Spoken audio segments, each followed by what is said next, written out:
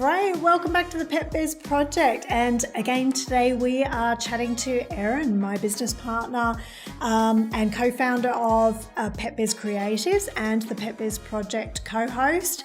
So today we're going to be talking about email marketing and the power of email marketing in your pet business.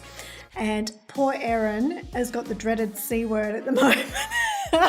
I'm feeling a bit poorly, so so she may have to whip out a tissue every now and again. Yeah, possibly. I mean, I was so arrogant actually, because I've gone this entire time without having COVID, and I was just like, maybe I'm just superhuman. Maybe I just there's something special about me. And then as soon as I said that, it was just like, oh no, I've got you. Yeah. So yeah, apologies for any tissues. Yeah, exactly. So yeah, I'm feeling a little bit delicate. Oh, poor thing. Well, thanks for joining us. It's great because we really wanted to get on and talk about this topic because it is something that we could talk for hours on yet again, this topic of email marketing, as it's one of our specialties in what we do day in, day out in our business. So I suppose today we're wanting to really talk about, particularly for those that maybe haven't got email marketing set up or not to an advanced level within their business, and are considering it as a way to be able to engage and nurture their audience on a long-term basis. So we're really going to strip it back and also talk about the why it's so important to have email marketing in place, especially in this day and age. So, Erin, could I start off by asking you, why do you think it's so important for pet businesses to implement email marketing into their business? Yeah, definitely. With email marketing, I guess it's a thing that most businesses, not just pet businesses, but any business thinks, oh yeah, I should be doing that. But they don't really, I suppose, pause to think about why, what the benefits are or what the advantages are. So I think first and foremost, we've always been real advocates for, implementing a very robust email marketing strategy for your business, specifically because I believe there's a default, especially with modern e-commerce businesses, to be okay, if I just advertise on social media, search engines, etc., that will be enough. But the thing with advertising on those platforms without having a robust email marketing system in place is that you're constantly competing for those advertising space. So it's always going to be a huge whack of financial investment. Whereas in comparison, email marketing with your email list is much more a level playing field. So where, kind of platforms like Facebook, Instagram, even TikTok is becoming more and more clogged up with people purchasing advertising space. I personally love TikTok, but, as I'm scrolling through, I've definitely noticed a shift recently is for every, 2 or 3 videos you're watching, an advert now pops up. So yeah, that space in itself is becoming more and more competitive and as a result becoming more expensive. Whereas with email, like I said before, it is a level playing field. If your newsletter or promotional email were to land in your customer's inbox, it's given the same amount of, kind of importance or significance as any other email they're going to receive. So, and it really comes down then to kind of the relationship that you've nurtured and fostered from the get-go with your customers to kind of how excited or how engaged they're going to be in terms of just jumping in and, immediately engaging with your email content or, maybe returning to it later on. But I suppose my main point is that where kind of social media, the only way you're really going to get in front of your customers is potentially through purchasing that through paid advertising space. Like I said before, email marketing, it's just, it's not the algorithm making a choice for them, it's their own interest and investment in you as a business. Yeah, and I think also, you've got to think that the social media platforms, they own the access to your followers. If you have those persons' details on your email list, you own that data. You're able to access and have that communication with that person. You're not relying on the social media platform to determine whether you can show up in front of them or not, like you said. So, and one of the stats that you hear me talking about quite often is that you're 4 times more likely that the person is going to purchase from you if you're showing up on their social media feed and their email inbox. So we're not saying, I suppose, don't use social media, because I think there is a place for it, especially organically. You know, it's a great way to just build that community and entertainment value with your brand. But it certainly, when it comes to purchasing decisions, somebody's 4 times more likely to purchase from you, whether you're a e-commerce product business or a services-based business. They're 4 times more likely to purchase from you if you're sending them regular email campaigns to their inbox. So I think, you know, it just something like that level of improvement through using email marketing, you can't ignore it. And I just think every business should have great email marketing in place. So it's also, email marketing is also a chance to sort of deepen the relationship, isn't it, with your customer base? Yeah, this is something that I feel quite invested and passionate about with email marketing, because I think it's not a case of social media versus email marketing. I think the two can work hand in hand, but I think there's just such a different kind of relationship that you can build with your email list and pet parents through email in comparison to something like social media.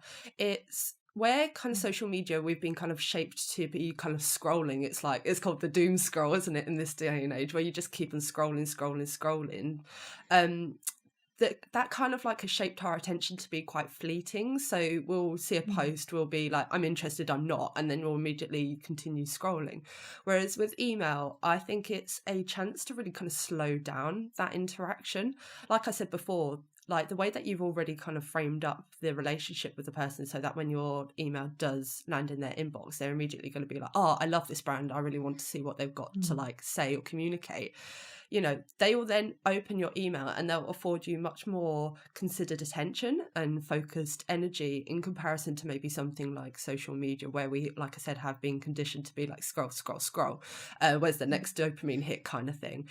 And that means that with email marketing, if they do have that investment in you as a brand and they are really engaged with what you're trying to communicate or deliver to them, then you can really, like I said before, you can really deepen that relationship, and you can have a completely different level of discussion with that person. Like, it doesn't need to be also kind of short and snappy. It can be very much kind of emotive and storytelling, and, you know, much more meaningful, which I think is what we're really aiming to achieve personally through our work. Is we do want pet businesses to be able to build those meaningful relationships with pet parents.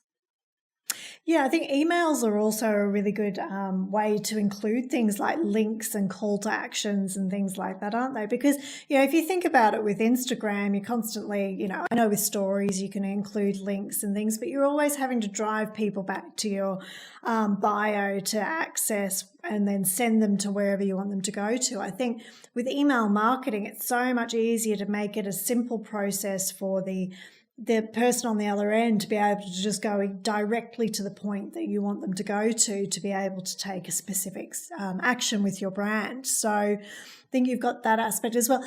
And another thing, I suppose, is we're running our own independent research project with pet parents. And I was actually just looking through our research stats today and noticing that with coming on and recording this episode tonight, I was looking at where we ask pet parents, you know, like how they like to engage with pet brands. What medium do they like to use to actually be able to interact with the brands out there relating to their pets? And it was obviously firstly their website. Like, pet parents just love to be able to go to a great website and explore the information that they need there. Secondly, it was a physical shop space. So that if you're an e-commerce brand, you more than likely don't have a physical shop space. So that rules that one out. But thirdly, it was email marketing that they like to engage with. And social media actually came well down the list. And it even came below physical printed materials in terms of marketing materials. I was like, really? Wow. Yeah, no, wow. But I was shocked when I was looking at the research, you know, and these are direct responses we've received from pet parents that have completed a survey we've sent out. But to find that social media was so far down the list in how they actually like to engage with pet brands, they were saying, that email marketing was much higher than social media. Also, blogs and articles engaging with that educational content was actually on par with emails, which, by the way, emails are one of the best ways to deliver that type of content to your audience. So I actually thought that research and that sort of statistics that were coming back from pet parents, and that's a recent research as well, that it just goes to show that social media isn't necessarily the place that they ultimately want to be connecting with your pet brand. Yeah. And I think email marketing as well, like, as we've been talking about kind of, I suppose, like how kind of the psychology of emails are framed up in comparison to like social media. And as you were talking about things like including links and delivering value and blogs, etc. I think just on a personal level, and I know that a lot of other pet parents feel like this too, like we're much more willing to, I think, click away from emails because we know it's still going to be there in our inbox to return to if we wanted to, versus if you see kind of like a social media post and it's like, click here to visit the blog, and you're kind of a bit more resistant to that, I think, naturally, because you're like, oh, it's going to open up a new tab, it's going to take me somewhere else on my phone, and it's harder to like navigate back. So, like for very kind of practical things in terms of like generating revenue from email marketing, which is ultimately what you want to do as a business, it's like obviously you want to be providing and presenting that value, but at the end of the day you also want it to be driving sales for you too. And I think email marketing is so much more effectively set up to kind of provide that link and be like purchase here, shop here, kind of visit the website, potentially in comparison to something like social media. So I think it's just really worthwhile kind of considering how people are receiving, things like links and call to actions, and, how likely they are going to be to like click away from social media in comparison to something like an email.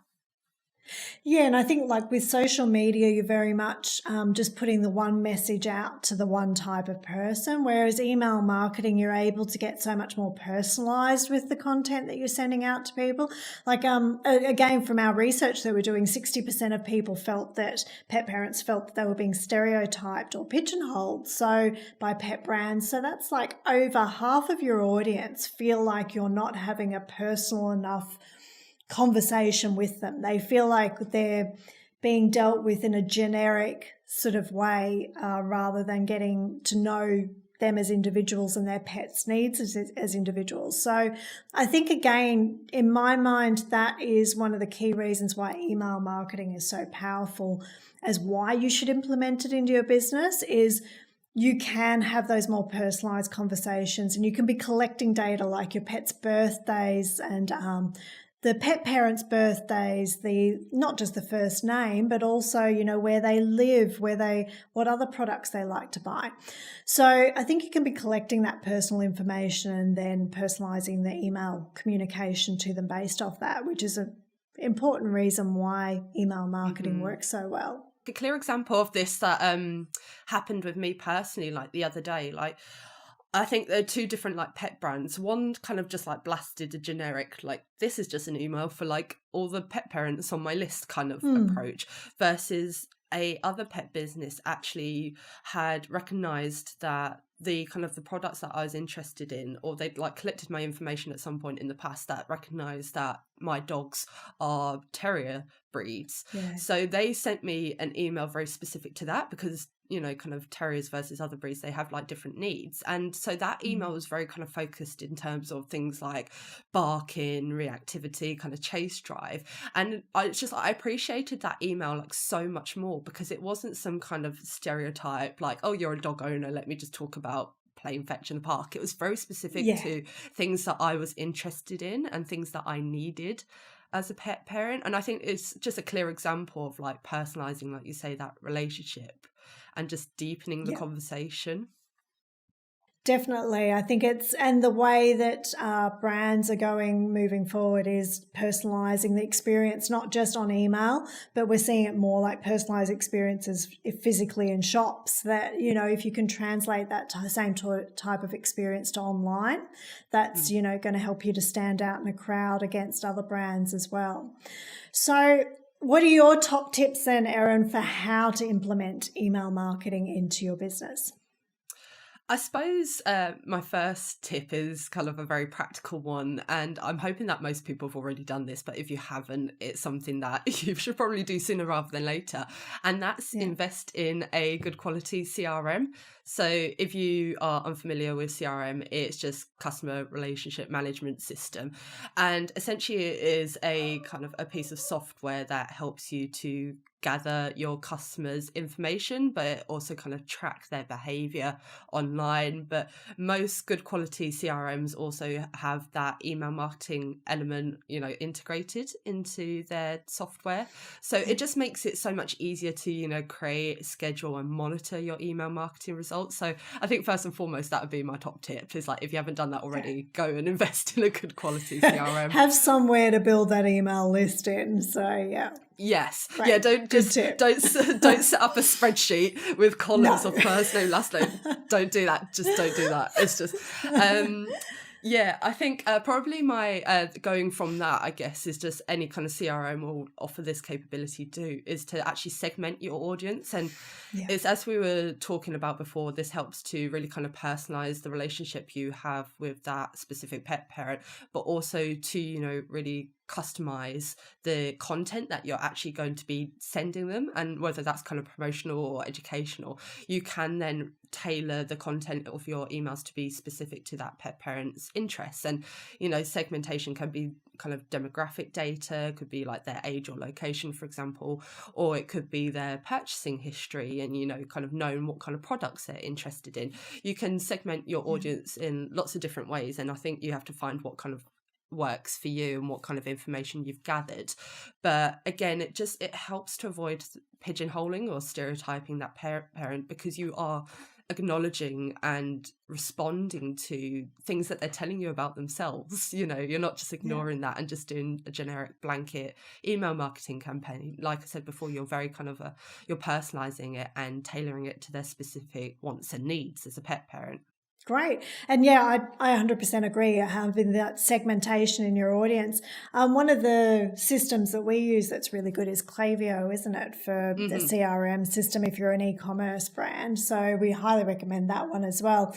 Now, most pet business owners are time poor as well, aren't they, these days? So, automation is a great way for systemizing your business and being able to get it to a point where you're able to just let it work for you while you sleep and know that people are being engaged with and communicated with. So what are your top tips when it comes to automation, email marketing automation? Oh yeah, I think automation is so important because it's a way that you can essentially drip feed email content in a way that is both structured and strategic. I think one mistake we do see a lot of kind of like beginning pet businesses make is like they've got all this momentum and energy at the beginning, and they're like emails, and then they maybe burn out a little bit, like later down the line, and those emails tail off. And I think from a pet parent's perspective, then that very much feels kind of like a whiplash relationship. Like you've been receiving all this communication, and then suddenly it goes very quiet. So automation is very much a way to kind of avoid falling into that trap, and it's something that means you can kind of stagger the email delivery, but in a way that means that you're not overwhelming or bombarding your audience and appearing kind of spammy, but in a way that means that you're sending email content that is regular, consistent, dependable, building that trust with a pet parent essentially. And having kind of like by regularly showing up in their inbox, regardless of the fact of like whether they're kind of like opening every single email and clicking all your links, as like when they see your emails landing in their inbox, it means that kind of you're regularly remaining at the forefront of their mind too. So it can really help to like when it comes to the point that they do need your specific pet product or service, they'll be like, oh, I remember that brand, because you've just shown that consistency in turning up and providing that value. But yeah, when it comes to automation, there are, there's different flows that you can ultimately implement and that are triggered specifically on a customer's behavior. So we can just, I suppose, quickly cover them off now, but I'm going to them in deep detail. But essentially there's 4 that, kind of like any email marketer will recommend that you set up. And that's your welcome, your abandoned cart, your browser abandonment, and your new customer flow. Yep. I mean, for me, I always try and think of the welcome as, if you were meeting somebody in a physical shop space, and they walked in the door, you wouldn't just ignore them, would you? You'd say hello, you'd go over, have a conversation, ask, is there anything I can do to help you? Give them some value, help them with their purchase. So I think of the welcome as saying hello and then getting to know, like, and trust your brand. So it's that cold lead where you're warming them up, ready for a purchase. So the abandoned cart, I was quite shocked because people that don't have an abandoned cart sequence in place are missing 3 to 14% of lost sales when you look at how many people go through to purchase, but then don't complete that purchase. That's a lot of sales. If you're looking at 3 to 14% of lost business, when you could just have an abandoned cart automated flow set up where you're bringing that person back to complete the purchase that they started, couldn't you? Yeah, with abandoned cart, it's really about, kind of, there are so many kind of distractions in the modern world, aren't there? Like, I don't know, maybe you're like, your dog's run away with your slipper, I don't know. Yeah. And it's just like, but it's a great way to, kind of like remind them, I suppose, first and foremost, like, oh, you were interested in this, why don't you kind of complete that purchase? But, if people like maybe have certain questions about like the product or service, or they have, maybe there's a few kind of like subconscious objections that you can just reassure and kind of close out for them. I think an abandoned cart automated flow is just so kind of powerful in reassuring them, but also kind of nurturing that conversion in a way that isn't like overly aggressive, but is in a way that just reinforces ultimately the value of making that purchase for both them and their pet. Yeah, and it gives you a fantastic opportunity as well to maybe throw in a little incentive there, like a small discount or something that just gets them to come back, especially if it's got a limited time or something available to it, that urgency to get them to come back and complete that purchase. And similar with the browser abandonment, for those that maybe aren't aware, that a browser abandonment is if you've got somebody on your email list already, they're browsing on your website, they're just there having a look at your products. From the IP address of that person's computer, you can actually recognize that they're browsing and send them a little incentive to go on and purchase, or send them some further information to help them to go and actually complete a sale. Without being too intrusive, it's a really good way to get people back engaged with your brand. Mm-hmm. Yeah. And I think kind of, like pretty much all these flows are a way of essentially building that brand loyalty, kind of like it's things like encouraging referrals and word of mouth. And I think it's shaping the communication again in a way that doesn't feel automated, but that again does feel very specific to that person and very kind of personal, are the flows that are going to be most effective. You don't want it to be like, hi, name, you looked at product, and you don't want it to be kind of like robotic and stilted like that. Just because we're talking about automation doesn't mean it has to can actually be a human being if you want. Have that warmth, have that kind of interaction, have that engagement, but I suppose set it up in a way that feels personal, but actually is kind of like that automated flow that can be sent to lots of people. So it's a fine line that you have to walk with that, but it's actually easier to achieve than people may expect. Yeah, and I think like the new customer flow, which was the other one that you mentioned, Erin, is probably one of the ones that we see businesses neglect the most, that they're so focused on getting a sale from their customers that once they've got the sale, they're like, oh, I got what I wanted from you, I'm just going to ignore you now. But it's like the new customer flow is actually the ideal moment when somebody's just purchased from you. That is when you want to be putting everything you have into building that brand loyalty by making them feel amazing for purchasing from you, making them feel part of the, your inner circle and things like that.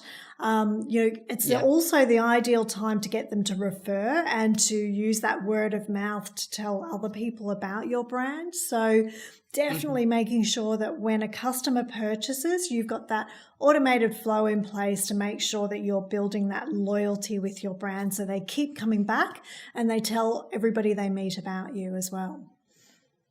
Yeah, I suppose as well, kind of like, I do have a few kind of practical tips because I know that a lot of kind of pet business struggle with in terms of like, it's that kind of whole the white blank page fear where you're like, I just don't know where to start. I don't know what to do, like with my email marketing, what do I include, how do I design it? So I think one of my first tips in terms of that would be to actually, kind of take the pressure off yourself a little bit and actually split test it. So it's not like you're committing to one strategy in terms of, okay, I'm going to do like minimal text but lots of images, and you've got no idea if that's actually what kind of your specific audience are going to, really resonate with.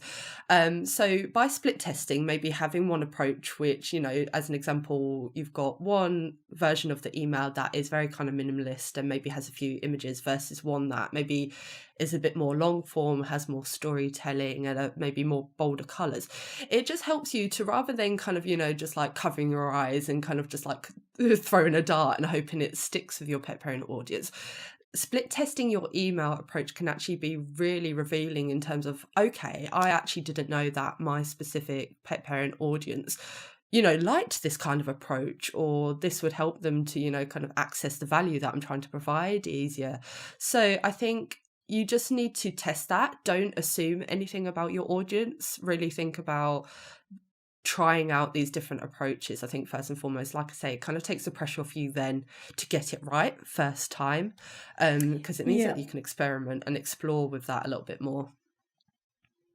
Definitely, and I think it also helps you to see if your audience likes a more aggressive approach. And when I say aggressive, I mean like whether they're receiving emails, like you can actually split test the frequency that you're sending your emails against, sending them further apart to know when, people like to receive that information, how often they like to receive it.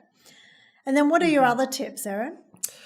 So once you've kind of gone through that process of split testing, my next recommendation would then to be creating templates, and that's kind of more towards like the design side of things with emails. But this is something that can just speed up the process of creating emails for you by like times 10, because once you've got kind of like the branding elements in place, then kind of like, they like images, they like a big image like to open the email and then lots of text at the bottom, for example. You've got like a template that has that all set up, and then it's just a case of like each time you want to create like a newsletter, for example, or a promotional email, you can then just go in and maybe kind of like tweak the images and tweak the text, and it doesn't mean that you're starting from scratch every single time. So again, it just kind of helps the efficiency, and you've tested it, so it's going to be effective. So I think that is just a very kind of smart move. Like once you're clear on what approaches work, that's when you can go and then create templates that you can just maybe cycle through, I don't know, 2 or 3 designs, so that you are keeping it fresh, but you've got that to fall back on. And in terms of the content of the email itself, I know that a lot of pet brands also struggle with, again, kind of like, what do I include? What do I talk about? How long should it be? Et cetera, et cetera. And I don't think there's any kind of hard and fast rule in terms of when it comes to email content, because it very much depends on what you're aiming to communicate to pet parents. But when in doubt, I think like the rule of 3, I think like a maximum of 3 sections per email, especially for newsletters. Promotional emails is slightly different. Promotional emails, I think you need to be quite clear and to the point and have like that one call to action. But for like, everyday kind of like weekly, bi-weekly newsletters, monthly, whatever you want to do, is think about this rule of 3. And it kind of goes in order of priority. So section 1 would be your main value that you really want pet parents to engage with, whether that's like a blog or an article. It's not the purchase, it's you enhancing their relationship with their pet by providing them with this value. So that's section 1. Section 2 is a supporting section, and this is where you can maybe get a bit more kind of promotional with like, okay, so there's this amazing blog of like enrichment ideas for you and your pet. Here's like the products that I think kind of relate to that topic, for example. So that's the supporting value section. And then section 3 is a very concise kind of like sign off, but that's where you can really kind of have that strong call to action of shop here, kind of like visit the website. So I think it just helps maybe to have like, when in doubt, to be like, okay, I don't really know what to include in this newsletter, I'll just follow this rule of 3 and break it down in that way. But Again, as I said before, it very much depends on what you are aiming to communicate to your pet parent, because I'm saying this, but it's not a hard and fast rule, and it's not something that you need to like stick to rigidly every single time. Like, for example, I subscribe to Simon Sinek's newsletter, and he sends daily emails from Monday to Friday, and it's literally just like an inspirational quote, and that's it. So, you know, you've got to find what works. Yeah. Yeah. And I think that's the important thing, is finding what works for your audience and for your type of business. There's, you know, general rule of thumb, but it's finding out what works for you, because like even we've seen as a agency that specializes in email marketing, we've seen that, you know, email popularity of the type of email that works well go from really long form emails right down to getting really short and to the point and things like that these days. So things evolve and change over time depending on what people are experiencing. But we also see it with every business that we work with is unique. So you do have to split test and find out what's right for your brand. So, okay, so they've got their CRM set up, whether they're using Klaviyo or something for e-commerce, or if they're using ActiveCampaign or MailChimp or something if they're a service-based business. They've got their automation set up. They're sending their regular newsletters. So what do they do now to get everybody onto their email list and start to grow that email list? What are your tips for that? It's a golden question, isn't it? Because it's great to have everything in place, but how do you go out and actively build your email list? So I think there's three main things that you can aim to achieve, especially when you're like, you want to get your email off the ground or you want to build it further. And the three things that I'll just quickly cover off, but then we can go into a little bit more detail, is one, offer a compelling hook for them to join your email list. Two, make your emails immediately valuable and relevant and something that resonates with them. And then three is just like my big bugbear that people don't do. It's just make it super easy for pet parents to actually opt into your email list. You know, it's just like, don't make it difficult. Don't make it any more challenging. Okay, so to go back to my first point is offer a compelling hook. What do I mean by that? A lot of anybody who's kind of dipped their toe into kind of marketing will have maybe heard the term lead magnet. And a lead magnet can take many different forms, but essentially it's, as I said, it's that hook that, oh, I'm interested in this, or this is relevant to me, or I want this. And typically it's a gift. We can't call it a free gift because there's going to be an exchange. It's like, I want your name and I want your email address in exchange for, you know, maybe it's like a mini ebook, or it's a kind of a PDF guide. Or alternatively, it could be something which we see more commonly in e-commerce. It could be a discount, like 10% off your first order or 15%, whatever that is. So essentially that compelling hook is, in exchange for your information, I will gift you this. So that's something that you can do. I would recommend, if you are going to go down the like ebook, like PDF lead magnet route, make it super specific to your core kind of product or service or value. Don't make it a generic like top 5 ways to entertain your pet, because I think a lot of pet businesses do that. So the more specific you can make it to your pet brand, I think the more effective it's going to be in kind of embedding your brand in that pet parent's mind. Then my second point was make your emails immediately valuable and relevant. I think, again, kind of like, this is going to be something you need to get off on the right foot, essentially, is what I'm trying to say with pet parents. Like, if you're sending emails which immediately look boring or irrelevant, or, you know, a bit of a slog to get through, you know, kind of pet parents are like anybody else. They're likely receiving tens, if not hundreds of emails in their inbox every day. So to ensure that you stand out, I think you just need to be kind of confident in your delivery. Understand that you need to be providing value. It can't just be self-serving emails that you're sending to them. You need to design and create emails that are going to be, you know, kind of benefiting them in some way. And we'll include a link to this blog in the show notes, but we've previously published a blog on the 4 types of value that you can provide to pet parents, and that can really kind of help, you know, in terms of deciding what is going to be valuable to send in an email. But it's, as I really kind of hammer on about, like the 3 R's of just making sure that you're relevant, relatable, and that you resonate with your audience. If you can ensure that your emails do that, then again, it's as we were saying at the beginning of this episode, as soon as your email lands in their inbox, they're going to be like, oh yeah, like I love this content, I definitely want to engage with it. So, and then the last thing that, you know, kind of I've got like a real fire about, it's just making it easy for pet parents to actually opt into your email marketing. Like, don't hide like the kind of the opt-in box. You know, don't bury it in your blog or anything like that. You know, whether it's a pop-up, which, you know, is maybe a bit more kind of controversial. Some people love it, some people hate a pop-up, but pop-ups do work. Yeah, they do. I think I would point out they do work. So you can either have it as a pop-up, or you can have it as a kind of established footer kind of across your website. I think those are the two most effective ways to offer the ability to opt into a mailing list. Just make it super obvious, make it super clear, make it super easy, because you don't want to be adding any more obstacles to this process. And there's, again, kind of lots of people think, oh, I need to get their first name, last name, postcode, email address, blah, blah, blah. No, what I would just like blatantly no, what I would suggest is just ask for their first name and their email address. You can maybe kind of do some kind of data gathering after they've opted in, but again, you don't want to be adding any more obstacles to this process than you need to. You know, like, I know from personal experience, if I'm wanting to sign up for, like, say there's a great kind of like lead magnet and I want to opt in, as soon as they start to ask for things like my postcode, my phone number and things like that, that just immediately turns me off, and I'm like, I'm not going to join your mailing list. So just make it super obvious and super easy and super simple. First name, email address, bang, you're done. Yeah, I agree. I think you've got to remember that when you're building even though it's automated or digital, you know, it's online, you're still building a human-to-human relationship, connection.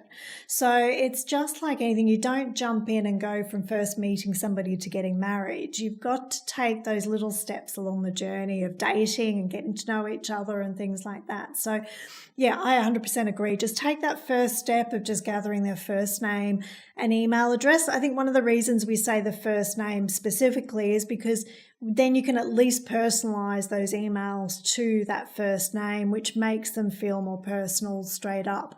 And then you can, as part of the journey, as part of that email automation that you then take them through, then you can invite them to provide more detail by filling out a little survey or something, or gathering a form where you're asking for more details about their pet or about them. So, but yeah, just do it one step at a time, I think.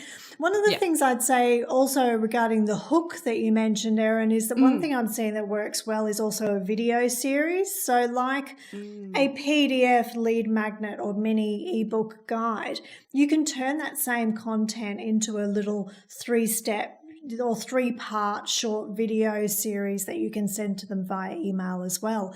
And that's just another way of repurposing, and you can split test those little 3 educational videos against a PDF guide, so you can find out whether your audience prefers engaging with video or prefers engaging with the actual PDF type of content. So there are so many things that you can be doing to optimize the results that you get. And you don't have to do it all straight away. You just work on one little piece of the puzzle each week or each month or something. So you're just always moving forward with developing things. So I think there's plenty there for people to get stuck into in terms of our top tips. So thank you so much, Erin, for sharing all of your valuable information and your expertise. And yeah, we hope you guys enjoy listening to this podcast and that you got a lot of value from the ideas that we had. If you have any tips or things that you would like personally, then don't hesitate to reach out to us. So thanks, Erin, for being on, and we'll catch you guys in the next episode. Catch you soon. Bye.